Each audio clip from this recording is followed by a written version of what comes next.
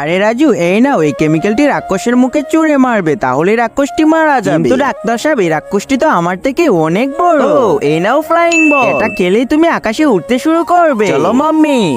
আরে রাজু, আমাকে ফ্লাইং বল দিয়ে দে, এটা খেয়ে আমি আকাশে উড়বো। আরে মা, এটা ম্যাজিক বল, এটা আমরা তখনই খাবো যখন রাক্ষস আসবে। আরে রাজু দে, আমি খাবো না, জাস্ট একটু দেখবো।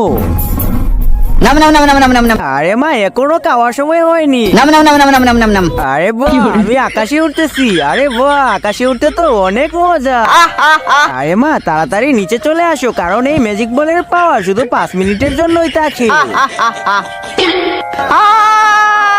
বন্ধুরা, এই বিদ্যাসাগর বাবুটির জন্য কে বা লাইক সাবস্ক্রাইব করবে? আমি জানি দুষ্ট ছেলেরা কখনো লাইক সাবস্ক্রাইব করে না, কিন্তু ভালো ছেলেরা লাইক এবং সাবস্ক্রাইব দুটোই করে যাবে। ও বাবা, বাবা গো। তো শুধু কোমর ভেঙেছে, ওই দেখো রাক্ষস আসতেছে, না জানি আরো কি কি বানবে।